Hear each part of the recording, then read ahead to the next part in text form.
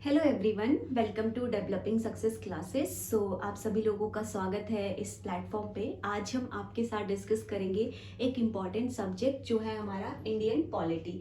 तो आज से पहले भी आपने इस सब्जेक्ट को कई बार पढ़ा होगा। अगर नहीं भी पढ़ा है तो आपने अपने घर में टीवी चैनल्स में, न्यूज़ चैनल्स में एवरीडे इस सब्जेक्ट के जो बेसिक कंसेप्ट हैं उनके बारे में ज़रूर टीवी में देखा होगा।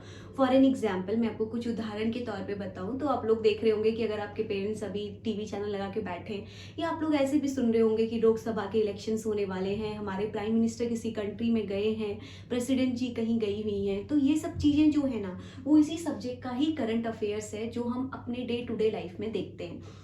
तो इम्पॉर्टेंट ये सब्जेक्ट का क्या है, देखिए इससे एग्जाम में multiple number of the questions आते हैं, चाहे आप किसी भी एग्जाम की प्रिपरेशन कर रहे हैं।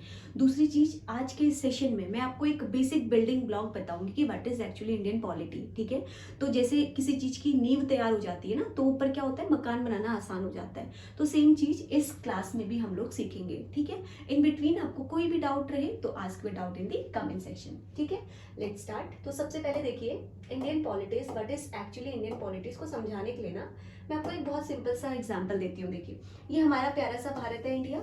ठीक है, अब यहाँ पर देखो, आप जब भी बोलते हो ना, क्या होता है, देखो हमारे पूरे इंडिया के स्टेट में क्या है, एक हमारा है सेंट्रल लेवल है। ठीक है, दूसरे क्या है, ये सारे के सारे क्या है हमारे, ये पूरे के पूरे 28 आज के टाइम में क्या है, ये हमारे क्या है, स्टेट्स हैं। आ रही बात समझ में? अगर मैं आपको बोलती हूँ कि आप अपना इंट्रोडक्शन दीजिए, तो आप क्या बोलोगे? First of all, myself is Bhavna. I am from this particular country and belonging to this particular state, है ना। तो कोई भी जो होता है ना, पहले अपने कंट्री लेवल को रिप्रेजेंट करता है, सेकंड किसको करता है, स्टेट को करता है। तो उस कंट्री और स्टेट में कैसे एडमिनिस्ट्रेशन चल रहा है, कैसे व्यवस्थाएं चल रही हैं, किस तरह से वहाँ पर फंक्शन पॉलिसीज चल रही हैं, ये सब काम ही हमारा किसके अंदर है, इंडियन पॉलिटी के अंदर। कोई बॉडी होगी जो आपका हमारे देश के विकास के लिए एक कानून बनाएगी, है ना। तो सेंट्रल लेवल वाली बॉडी जो भी कानून बनाएगी, ये सुप्रीम बॉडी है ना, तो वो पूरे स्टेट में भी लागू होगा, है ना। और दूसरा एडमिनिस्ट्रेशन कहाँ से होगा, स्टेट से होगा। तो स्टेट लेवल पे जो भी कानून बनाया जाएगा, जरूरी नहीं है उसको सेंट्रल लेवल पे भी फॉलो किया जाए। ठीक है, वो स्टेट अपने स्टेट के बेनिफिट के लिए, अपने स्टेट के लोगों की भलाई के लिए, इसलिए वो अपना स्टेट में कोई कानून बना सकता है। ठीक है, तो हमारे इंडियन पॉलिटी में एडमिनिस्ट्रेशन की अगर हम बात करते हैं तो इसी प्यारे मैप से आप समझिए, एक हमारी एडमिनिस्ट्रेशन या हमारा लेवल चलता है सेंट्रल लेवल, दूसरा हमारा चलता है स्टेट लेवल। ठीक है, तो पूछा भी जाता है कि इंडिया में कितने टेयर लेवल ऑफ गवर्नमेंट है। थर्ड आपका आता है that is belonging to the district level. ठीक है, डीसी में छोटा सा लिख देती हूँ।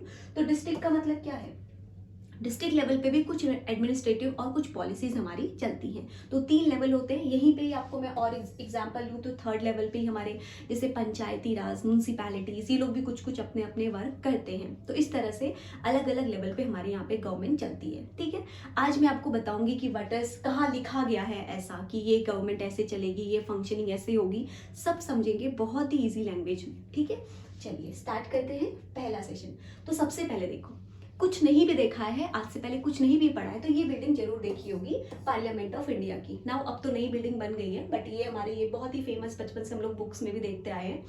ये चीज के बारे में अभी बताऊंगी आपको। और दूसरा देखिए, एक आपको किताब देखने को मिलेगी, कॉन्स्टिट्यूशन ऑफ इंडिया।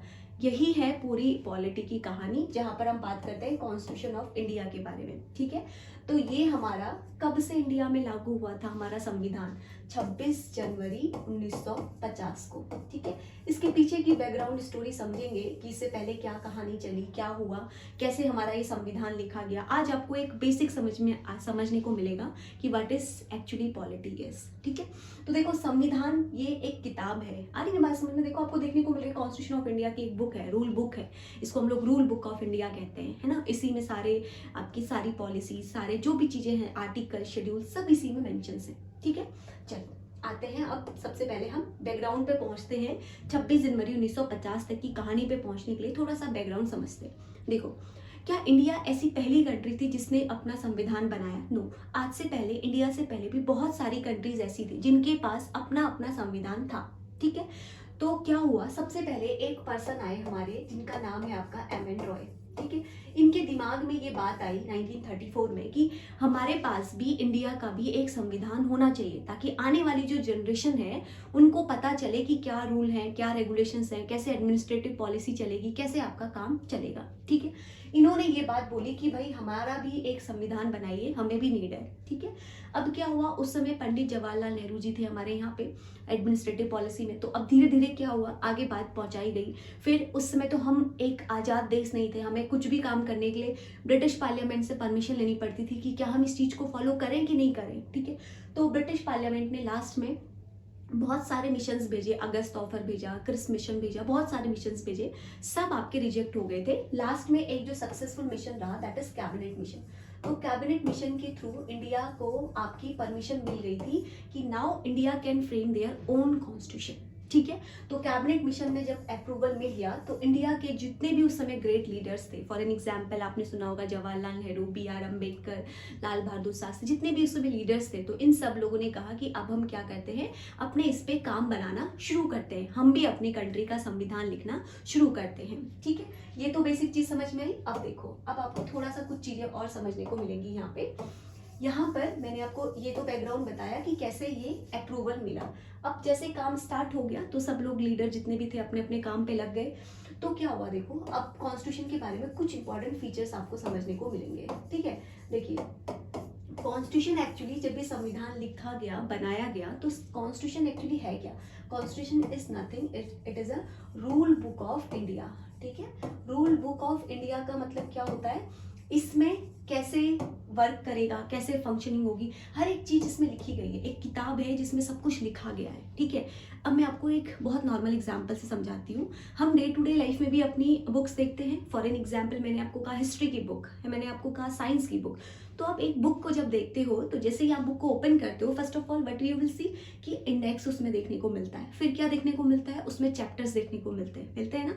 और उसके अलावा उस बुक के हमें पार्ट्स देखने को मिलते हैं ना। अगर मैं हिस्ट्री कह रही हूँ तो हिस्ट्री के डिफरेंट पार्ट्स हैं, for an example medieval history, ancient history, modern history.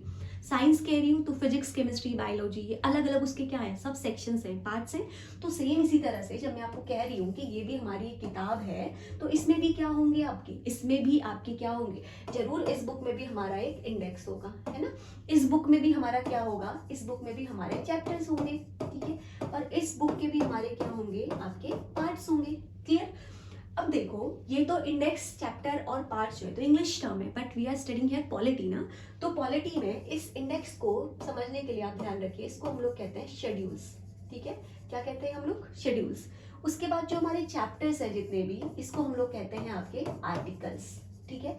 और जो पार्ट्स है इसको हम लोग पार्ट्स ही कहते हैं, because parts is just an English term जिसके सब डिविजन्स होते हैं, ठीक है। अब देखो, शेड्यूल्स और आर्टिकल में क्या अंतर होगा, फिर जैसे इंडेक्स और चैप्टर में अंतर होता है, वैसे शेड्यूल और आर्टिकल में भी एक तरह का अंतर होता है, ठीक है। तो शेड्यूल्स में हमारे जस्ट जो भी इंपॉर्टेंट ब्रीफ लाइन है दैट इज मेंशन, और आर्टिकल में क्या होता है, इन डिटेल में मेंशन होता है कि what is actually article number 1, 2, 3, ठीक है। तो ऐसे हमारे टोटल यहाँ पे कुछ शेड्यूल्स हैं, कुछ आर्टिकल्स हैं और कुछ हमारे पार्ट्स हैं। तो हमारे इंडिया में आपका 26 जनवरी 1950 को कॉन्स्टिट्यूशन जो है इंडिया में स्टार्ट हो गया था, ठीक है। अब देखो, ये बात है हमारी 1950 की, जब हमारा ये संविधान बन के तैयार हुआ है। आज प्रेजेंट ईयर में हमारा कौन सा साल चल रहा है, 2024 चल रहा है। तो देखो, हर एक साल बदलाव आता है ना। तो 1950 से लेके 2024 तक क्या हमें कोई चीज चेंज करने की रिक्वायरमेंट नहीं पड़ी होगी, ऑब्वियसली पड़ती है ना। बुक को भी हर एक साल ऑथर जो होता है उस बुक का, वो देखता है और कुछ चीजें ऐड करता है, एडिशन करता है, उसमें चेंजेस करता है ना। तो सिमिलरली हमारे कॉन्स्टिट्यूशन में भी क्या होता है, चीजें ऐड होती है, उसको हम लोग क्या बोलते हैं, उसको हम लोग बोलते हैं अमेंडमेंट। बहुत आपको ये टर्म सुनने को मिलेगा, what is actually amendment. Amendment is nothing, it is a addition, ठीक है। कोई भी नई चीज हमें संविधान में ऐड करनी है तो हम कैसे करते हैं, with the help of amendment करते हैं। अब अमेंडमेंट कैसे पास होता है उसके लिए हम समझेंगे। अभी मैं आपको पिलर्स बताऊंगी, वहां पे आपको क्लियर होगा कि कैसे एक लॉ, एक कानून इंडिया में पास होता है, ठीक है। तो यहाँ पर जब हमारा कहानी हुई 1950 की, तो उस समय हमारे पास 8 शेड्यूल्स थे, ठीक है। हमारे पास 395 आर्टिकल्स थे और हमारे पास 22 पार्ट्स थे, ठीक है। आज एट प्रेजेंट, अब ये कहानी यहाँ से लेकर अभी 22 में हम प्रेजेंट में आ गए, तो प्रेजेंट पे हमारे पास 12 शेड्यूल्स है। हमारे पास यहाँ पर 470 अप्रॉक्स आर्टिकल्स है, ये ऐड होते रहते हैं, चेंज होते रहते हैं, बिल्कुल हमारा अपडेट होता रहता है। यहाँ पर हमारे पास 25 पार्ट्स है, क्लियर। तो शेड्यूल्स, आर्टिकल और पार्ट्स यहाँ पे आपके थोड़े से मैंने बताया कि what is actually schedule, articles and parts. ठीक है, अब देखो यहाँ से 19 से लेके 24 में जब मैं बात कर रही हूँ तो मैंने आपको क्या कहा कि संविधान में कोई भी चीज ऐड करनी होती है तो हम कैसे करते हैं, हम अमेंडमेंट की हेल्प से करते हैं, जिसको हम लोग बुक के पर्सपेक्टिव में बोलते हैं एडिशन। तो यहाँ पर क्या हुआ, हमारा फर्स्ट अमेंडमेंट एक्ट आपका कब आया होगा, आप खुद सोचिए। फर्स्ट अमेंडमेंट एक्ट कब आया होगा, 1950 को हमारा कॉन्स्टिट्यूशन बना है, तो उसी साल तो कोई बदलाव नहीं हुआ होगा, एक साल बाद ही लोगों को पता चला होगा कि कुछ बदलाव करने की जरूरत है।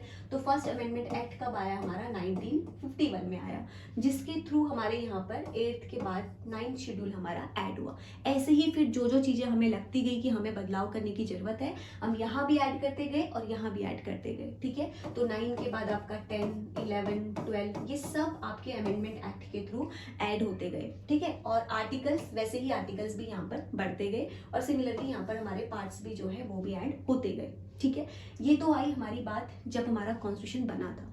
दूसरी चीज, जो हमारा कॉन्स्टिट्यूशन है ना इंडिया का, वो सबसे लेंथीएस्ट कॉन्स्टिट्यूशन में आता है वर्ल्ड के, बिकॉज इसमें बहुत सारे, जिस दिन बन के रेडी हुआ है, देखो 1950 में इतने नंबर ऑफ आर्टिकल्स और शेड्यूल किसी भी कॉन्स्टिट्यूशन में नहीं थे जितना हमारे इंडियन कॉन्स्टिट्यूशन में थे। ठीक है, तो ये आपको समझ में आया व्हाट इज एक्चुअली कॉन्स्टिट्यूशन, क्या होते हैं आर्टिकल, शेड्यूल्स, क्या होते हैं पार्ट्स। अब कहीं पे भी मैं आपको अमेंडमेंट टर्म बताऊंगी तो आपके माइंड में क्लियर हो जाएगा what is actually meaning of amendment. ठीक है, चलो अब मैं आपको कुछ थोड़े से बेसिक चीजें बताती हूँ संविधान के बारे में। ये चीज समझना आपके लिए बहुत इंपॉर्टेंट है, तभी आप थोड़ा आगे की चीजें समझ पाओगे। ठीक है, तो जब बात करते हैं कॉन्स्टिट्यूशन की, ये सारे पॉइंट्स आपको मैं इंडियन कॉन्स्टिट्यूशन के पर्सपेक्टिव में समझा रही हूँ। ठीक है, तो जो इंडियन कॉन्स्टिट्यूशन है ना, ये सबसे पहले आपको ध्यान रखना है लार्जेस्ट कॉन्स्टिट्यूशन है और रिटन कॉन्स्टिट्यूशन है। वर्ल्ड का लार्जेस्ट रिटन कॉन्स्टिट्यूशन जो है वो कौन सा कॉन्स्टिट्यूशन है, इंडिया का कॉन्स्टिट्यूशन है। ठीक है, इसके बाद मैंने आपको एक और चीज बतानी है बहुत इंपॉर्टेंट, बोरोड कॉन्स्टिट्यूशन है। बोरोड कॉन्स्टिट्यूशन का मतलब क्या होता है, देखो जैसा कि मैंने आपको अभी बताया कि इंडिया पहली कंट्री नहीं थी जिसने अपना कॉन्स्टिट्यूशन बनाया, इससे पहले वर्ल्ड में बहुत सारी कंट्री के पास अपना अपना कॉन्स्टिट्यूशन था।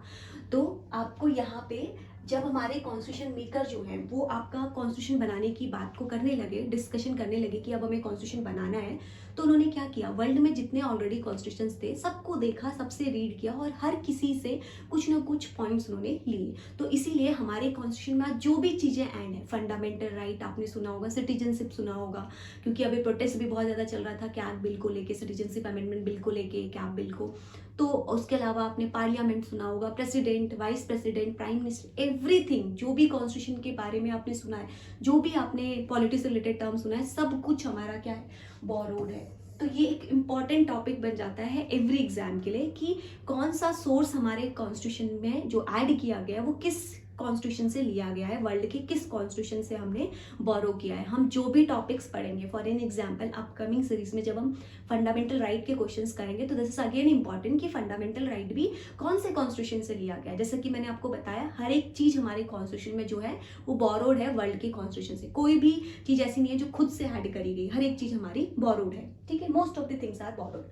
अब देखो ये चीज आपको समझ में आई कि लार्जेस्ट कॉन्स्टिट्यूशन है, रिटन कॉन्स्टिट्यूशन है, बोरोड कॉन्स्टिट्यूशन है। ठीक है, अब अगली चीज आपको समझनी है कॉन्स्टिट्यूशन के बारे में या पॉलिटी के बारे में, 3 टायर गवर्नमेंट। ठीक है, अब देखो 3 टायर गवर्नमेंट क्या होती है, इसके लिए आपको थोड़ा सा इंपॉर्टेंट समझना है कि जैसा मैंने आपको बताया कि फंक्शनिंग आपकी सेंटर, स्टेट और लोकल कह लो या आप इसको डिस्ट्रिक्ट कह लो, इस लेवल पे हमारी चलती है। तो ये 3 टायर ऑफ गवर्नमेंट है इंडिया में। जैसी फंक्शनिंग हमारी सेंटर लेवल पे चलती है वैसे ही फंक्शनिंग हमारी स्टेट लेवल पे भी चलती है और वैसे ही फंक्शनिंग हमारी सिमिलरली डिफरेंट काइंड से लोकल लेवल पे भी चलती है। फॉर एन एग्जाम्पल आपको एक उदाहरण देती हूँ बहुत सिंपल तरीके से, मोदी योगी भाई भाई, इसका मतलब क्या है समझने के लिए मैंने जैसे कोट दिया आपको, जो काम एडमिनिस्ट्रेटिव पॉलिसी, जो काम मोदी जी हमारे सेंटर लेवल पे करते हैं, similar kind of work and administration done by the Yogi ji and the state level. आ रही बात समझ में?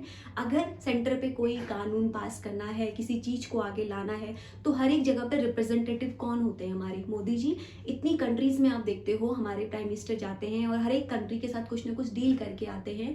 तो कोई भी डील, कोई भी चीज तब तक एग्री नहीं होती जब तक उसमें किसके साइन नहीं होते, प्रेसिडेंट के, because president is the real head. ठीक है, वो आपका फर्स्ट सिटीजन ऑफ इंडिया भी होता है। ठीक है, अभी समझेंगे इसको आगे। और तो यहाँ पे ध्यान रखना, जैसी एडमिनिस्ट्रेटिव पॉलिसी सेंटर पे चलेगी उसी काइंड की हमारी स्टेट पे भी चलेगी, उसी तरह से हमारी लोकल या डिस्ट्रिक्ट लेवल पे भी चलती है। ठीक है, ये तो हो गया 3 टायर गवर्नमेंट जो हम पढ़ेंगे। इसके अलावा हमारे इसमें इंपॉर्टेंट क्या है, हमारे इसमें इंपॉर्टेंट आते हैं fundamental rights, fundamental duties, citizenship, ये सब हम पढ़ेंगे। Citizenship again very very important. तो इंडिया में जो चलती है ना, दैट इज सिंगल सिटीजनशिप चलती है। तो सिंगल सिटीजनशिप का मतलब क्या होता है, यहाँ पे आपके पास सिर्फ एक ही नागरिकता होती है, जो कहाँ की होती है, कंट्री की होती है। तो अभी सिटीजनशिप अमेंडमेंट को लेकर भी बहुत ज्यादा प्रोटेस्ट आ रहा है, अगर आप लोगों ने न्यूज में सुना होगा तो। क्यों आ रहा है, हमारे गवर्नमेंट जो बिल लेकर आई है, जो कि अब से बहुत पहले ही आपका बन चुका था बट अभी लागू हुआ है।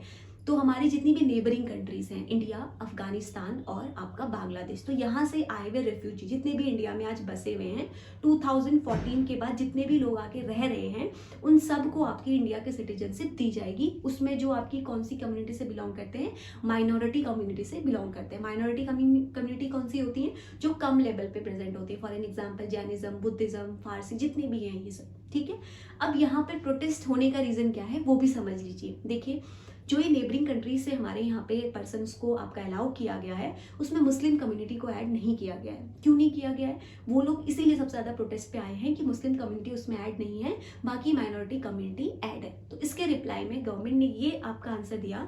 अगर आप ध्यान से इन कंट्रीज को देखोगे तो ये मुस्लिम मेजॉरिटी कंट्रीज हैं, मतलब यहाँ पे मुस्लिम मेजॉरिटी में है, ना कि माइनॉरिटी में। तो जो स्टेट में, जिस भी कंट्री में जो पॉपुलेशन मेजॉरिटी में होती है, वो माइनॉरिटी वाले को क्या करती है, सप्रेस करने की कोशिश करती है ना। तो सिमिलरली इन कंट्रीज में भी यही हो रहा है, इसीलिए मुस्लिम्स को यहाँ पे ऐड नहीं किया गया है, बाकी जितनी भी कम्युनिटीज हैं उन सबको यहाँ पर ऐड किया गया। ये चीज थोड़ा सा ध्यान रखना, ठीक है।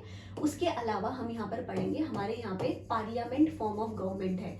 मैं अभी आपको पिलर बताऊंगी इंडियन कॉन्स्टिट्यूशन के, दीवार जो है सबसे ज्यादा इंपॉर्टेंट जो दीवार होती है, तब आप समझोगे कि what is actually parliament mean. Simple term में अगर आपको बताऊं, हम अमेरिका से अगर कंपैरिजन करते हैं तो वहाँ पे प्रेसिडेंशियल फॉर्म ऑफ गवर्नमेंट है। इसका मतलब क्या होता है, जो सुप्रीम पावर और अथॉरिटी होती है वो प्रेसिडेंट के पास होती है। बट पार्लियामेंट में क्या होता है, यहाँ पे आपके डिविजन्स हैं, Lok Sabha, Rajya Sabha, division of the power है। ठीक है, ये चीज अभी आपको पढ़ाएंगे आगे पिलर्स में। ठीक है, उसके अलावा जो हमें इंपॉर्टेंट यहाँ पे हमारे कॉन्स्टिट्यूशन में है चीजें, वो है आपकी कॉन्स्टिट्यूशनल बॉडीज और नॉन कॉन्स्टिट्यूशनल बॉडीज। एक नाम से समझ आ रहा होगा, कॉन्स्टिट्यूशनल बॉडीज कौन सी हैं, जो कॉन्स्टिट्यूशंस के थ्रू बनाई गई हैं, और नॉन कॉन्स्टिट्यूशनल बॉडी कौन सी हैं, जो कि किसी एक्ट के थ्रू बनाई गई है, कॉन्स्टिट्यूशन के थ्रू नहीं बनाई गई है। एक उदाहरण के तौर पे समझाती हूँ, आप लोग अभी न्यूज़ में सुना होगा कि लोकसभा के इलेक्शंस होने वाले हैं, फेज वाइज कंडक्ट की डेट भी आपकी इलेक्शन कमीशन ऑफ इंडिया ने दे दी है। तो यहाँ पर कौन सी बॉडी आई जो आपका काम कराती है, that is election commission of India. तो इलेक्शन कमीशन ऑफ इंडिया क्या है, एक कॉन्स्टिट्यूशनल बॉडी है जिसका काम क्या है, पूरे कंट्री में हमारे इलेक्शंस को कंडक्ट करवाना, not only in the state, आपके सेंट्रल लेवल पे भी जितने भी लेजिस्लेटिव असेंबली और लेजिस्लेटिव काउंसिल के आपके इलेक्शंस होते हैं, सारा कंडक्ट कराना इसी बॉडी का काम होता है। ठीक है, ऐसे ही अब आपको नॉन कॉन्स्टिट्यूशनल का एक उदाहरण देती हूँ। उसके अलावा आपने कॉन्स्टिट्यूशनल बॉडीज में यूपीएससी का नाम सुना होगा, बहुत सारे बच्चे प्रिपरेशन भी करते हैं। तो union public service commission, state public service commission, ये सब क्या है, ये सब की सब मेरी कॉन्स्टिट्यूशनल बॉडीज हैं। ठीक है, नॉन कॉन्स्टिट्यूशनल बॉडीज का अगर मैं एग्जाम्पल दूँ, आप सब लोगों ने प्लानिंग कमीशन का नाम सुना होगा, जो कि जब हम आज़ाद हुए थे उसके बाद एक कैसे अब इंडिया का डेवलपमेंट करना है, उसके लिए एक प्लानिंग कमीशन लेकर आया गया था, जिसमें एवरी 5 ईयर्स में हम टारगेट और कुछ प्लान सेट करते थे कि हमें कितना हमने सक्सेसफुल ग्रोथ करी।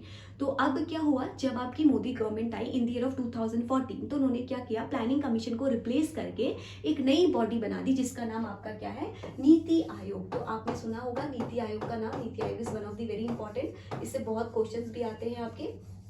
तो नीति आयोग हमारी कौन सी बॉडी है, नॉन कॉन्स्टिट्यूशन बॉडीज। तो ऐसे ही हम आने वाले सीरीज में कुछ इंपॉर्टेंट दोनों ही बॉडीज के एमसीक्यूज करेंगे, जो कि हमारे लिए काफी ज्यादा इंपॉर्टेंट होते हैं। क्लियर, चलिए अब बात करते हैं हम आगे थोड़ा सा इंपॉर्टेंट टॉपिक पे। चलो देखो, अब बात करती हूँ मैं आपसे पिलर के बारे में कि पिलर क्या होते हैं। अब आप एक बात मुझे बताइए, आपकी जो घर की वॉल भी है, क्या वो बिना पिलर के खड़ी रहती है? अगर मैं उसमें से पिलर हटा दूं तो वो वॉल क्या हो जाएगी, डिसमिस।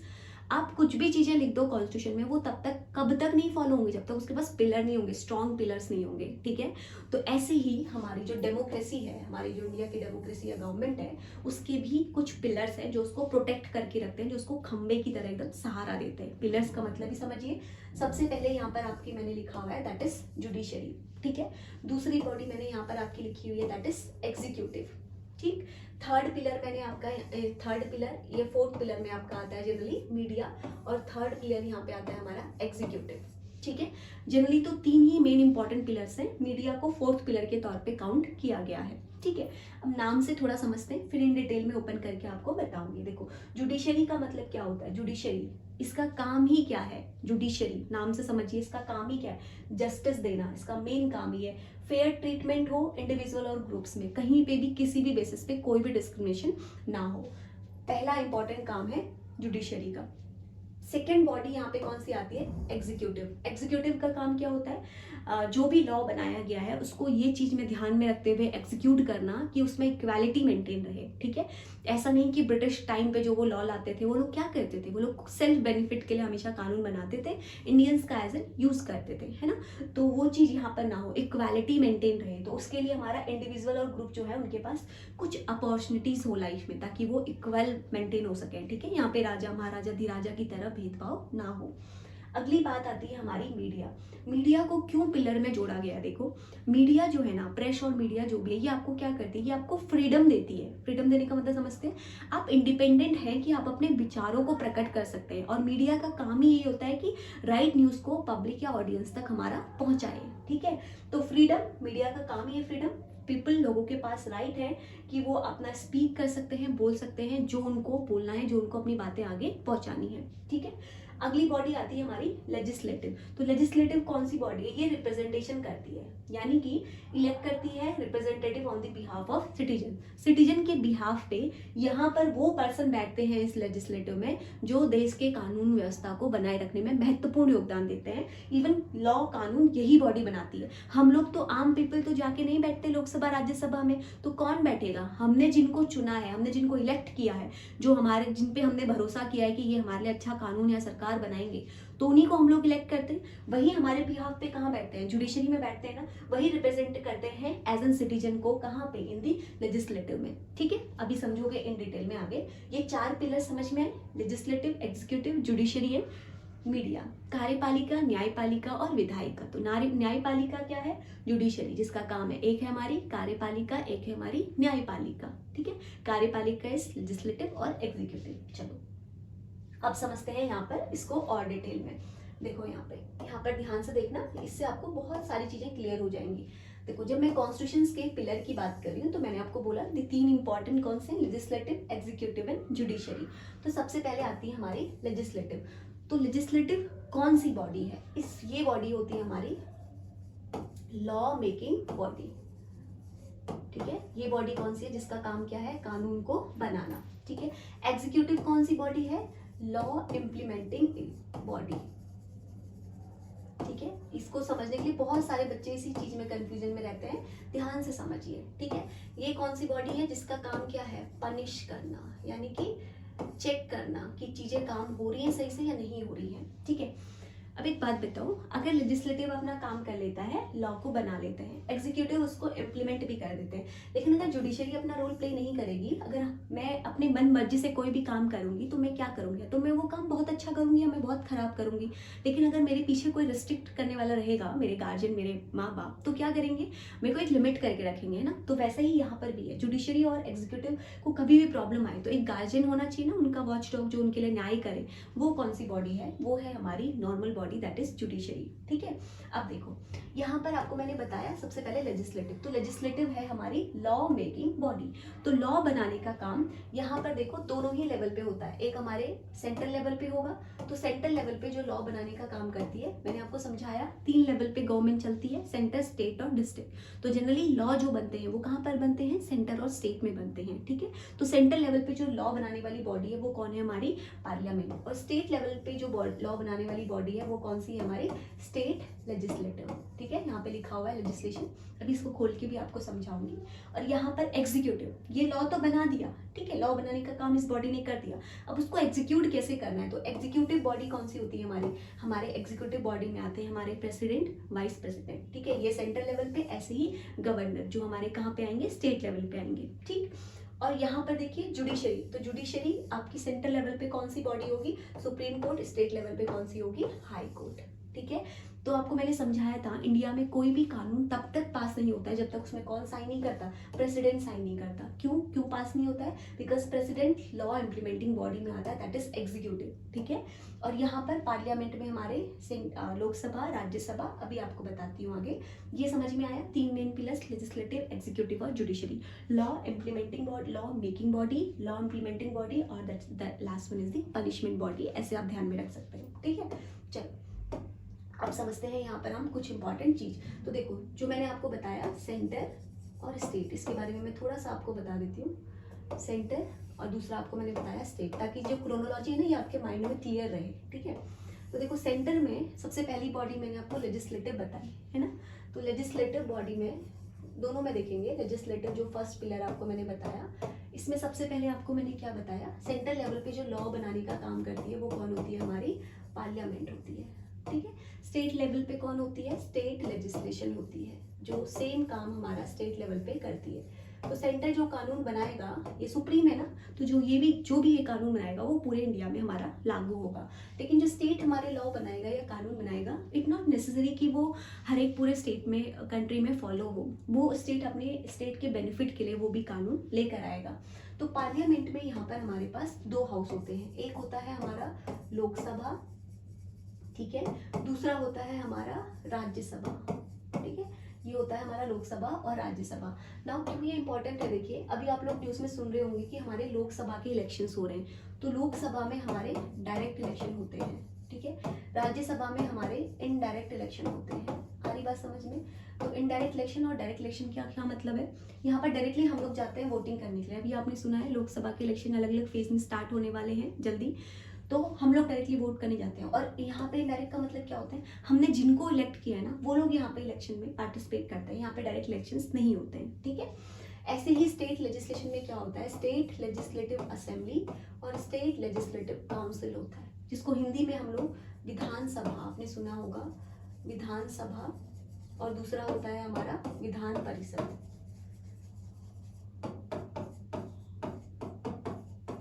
ठीक है। ये विधानसभा और विधान परिषद सेम यही काम हमारा यहाँ पर करते हैं, ठीक है। अब बात करते हैं एग्जीक्यूटिव की। एग्जीक्यूटिव में यहाँ पर आपके कौन आ गए? प्रेसिडेंट, ठीक है। तो प्रेसिडेंट के प्लेस में स्टेट में कौन होता है हमारे पास? हमारे पास होते हैं गवर्नर, ठीक है। ये थोड़ा सा ये मैप ध्यान में रखना। यहाँ पर हमारे पास होते हैं प्राइम मिनिस्टर, यहाँ पर हमारे पास कौन होते हैं? चीफ मिनिस्टर, ठीक है। Council of, central council of minister होती है, यहाँ पे क्या होती है? स्टेट काउंसिल ऑफ मिनिस्टर, ठीक है। उसके बाद अगली बॉडी यहाँ पर हमारी आती है judiciary. Next body is judiciary, ठीक है। तो जुडिशरी में यहाँ पे सेंटर में कौन होती है हमारे पास? Supreme court. यहाँ पे कौन होता है? हाई कोर्ट, ठीक है। तो ये कुछ चीजें आपको थोड़ा सा ध्यान में रखनी थी, जो मेन 3 पिलर्स मैंने आपको यहाँ पे बताए, ठीक है। चलिए अब बात करते हैं हम, जो मैंने आपको यहाँ पर बताए, ये आपके आर्टिकल 395 और हमारे टोटल यहाँ पे पार्ट्स और हमारी ये शेड्यूल्स। तो अब क्या आपको इतने सारे आर्टिकल, पार्ट और शेड्यूल्स याद करने हैं? आंसर इज नो, ठीक है।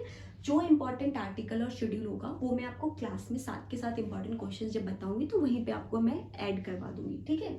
अब देखिए, जो हमारा अब यहाँ पर आता है पार्ट्स के बारे में, ठीक है। तो हम उसको डील करते हैं एक बार। तो देखिए, मैंने आपको बताया अभी एट प्रेजेंट में कितने पार्ट्स हैं? दैट इज 25 पार्ट्स है ना। तो अब मैं थोड़ा सा आपको बताती हूँ कैसे हमारी आने वाले सेशंस में आपके क्वेश्चंस चलेंगे।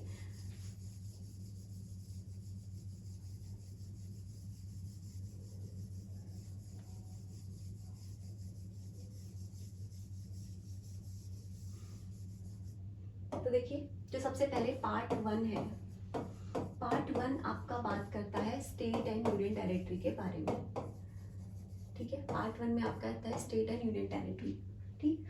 पार्ट 2 में आपका आता है सिटीजनशिप,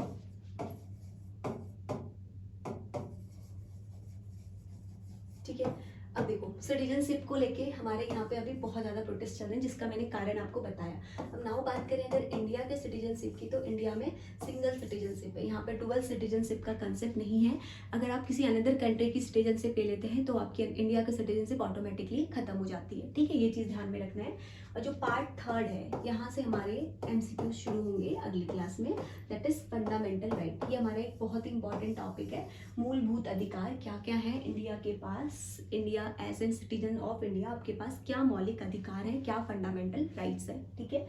पार्ट 1 जो है स्टेट और यूनियन टेरिटरी के बारे में बात करते हैं। इसका मतलब क्या है कि कई नई स्टेट का फॉर्मेशन होना है, कोई नई स्टेट की बाउंड्री डिक्लेयर करनी है, या किसी स्टेट का मर्जर होना है, वो सब हमारा पार्ट 1 डील करता है, जिसमें हम स्टेट और यूनियन टेरिटरी की बात करते हैं। तो एट प्रेजेंट हमारे पास कितने स्टेट और कितनी यूनियन टेरिटरी हैं, कोई कमेंट सेक्शन में जरूर बताएंगे कि कितने स्टेट्स और कितनी हमारी यूनियन टेरिटरीज हैं। पहले हमारे पास 29 स्टेट्स थे, तो जम्मू एंड कश्मीर को आपका ब्रेक करके 2 यूनियन टेरिटरी में ऐड कर दिया गया, लद्दाख और कश्मीर, तो मेरे पास स्टेट हो गए 28, ठीक है। अब मुझे यूनियन टेरिटरीज बताएंगे कितनी है। पहले 9 थी, बट रिसेंट में दादर नागर हवेली और दमन एंड दीव को मर्ज कर दिया। तो अब मुझे आप कमेंट में बस बताना कि यूनियन टेरिटरी कितनी है एट प्रेजेंट में, ठीक है। तो सिटीजनशिप के लिए मैंने आपको बताया, सिटीजनशिप लेने के लिए अलग अलग तरीके होते हैं। एक तो आपको मिलती है बाय बर्थ, ठीक है, दूसरी आपको मिलती है बाय रजिस्ट्रेशन। दूसरा तरीका ये भी होता है कि आप रजिस्ट्रेशन करा के इंडिया की सिटीजनशिप ले सकते हो, और भी बहुत सारे तरीके हैं जिसके थ्रू आप सिटीजनशिप लेते हैं। तो अभी रिसेंट में न्यूज़ में आने का रीज़न मैंने आपको बताया, जो सर्विस टेन्योर था कि 10 ईयर्स तक आपको इंडिया में रहना है तब आपको सिटीजनशिप मिलेगी, उसको कम करके आपका कितना कर दिया गया, ओनली 5 ईयर्स कर दिया गया। और जितने भी हमारी नेबरिंग कंट्री से जो माइनॉरिटी में इंडिया में एंटर करे हैं उनको आपका ऐड कर दिया गया सिटीजनशिप देने के लिए, ठीक है। और पार्ट 3 में हमारा आता है fundamental right. This is very very important. Article number 12 to 35 we will deal with the fundamental right. तो नेक्स्ट आने वाले सेशन में मैं आपको बताऊंगी, इसके सारे MCQs हम लोग करेंगे। फंडामेंटल राइट क्या है, कैसे ये आपका वर्क करता है, कौन से इंपॉर्टेंट इसमें आर्टिकल्स है, ठीक है। यहाँ पर मैंने आपके साथ डिस्कस करी कुछ बेसिक, तो आपको थोड़ा माइंड में क्लियर हुआ व्हाट इज एक्चुअली पॉलिटी और कैसे हमें इसको डील करना है। और कोई भी डाउट रहे ना आपको किसी भी टॉपिक में, किसी भी पॉइंट में, तो just ask your doubt in the comment section, ठीक है। यहाँ पर मैंने आपको एक ओवरऑल ब्रीफ आइडिया दिया कि हमें पॉलिटी में पढ़ना क्या होता है और कैसे हमें कनेक्ट करना होता है। नाउ अब आप न्यूज़ में सुनोगे कि लोकसभा, यस, तो तुरंत क्लिक इन द माइंड कि यस ये आपकी पार्लियामेंट के अंदर आता है। लोकसभा लोअर हाउस होता है, ये हमारी लेजिस्लेटिव बॉडी है, ठीक है। अब आगे जब हम पार्लियामेंट टॉपिक पढ़ेंगे तो this will again click in your mind कि यस लोकसभा का हेड हमारे होते हैं स्पीकर, राज्यसभा के हेड हमारे होते हैं chairman. Who is chairman? Chairman is the vice president of India. ऐसे आपको इंटरकनेक्ट करना है, ठीक है।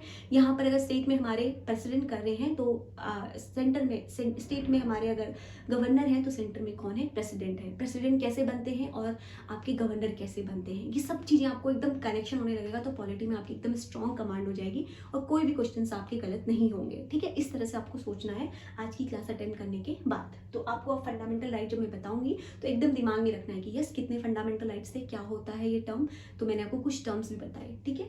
तो आई होप आपको समझ में आया होगा। If you have any doubt in any point any place, just ask your doubt in the comment section. मिलते हैं आपसे आने वाली नेक्स्ट क्लासेस में। So thank you so much.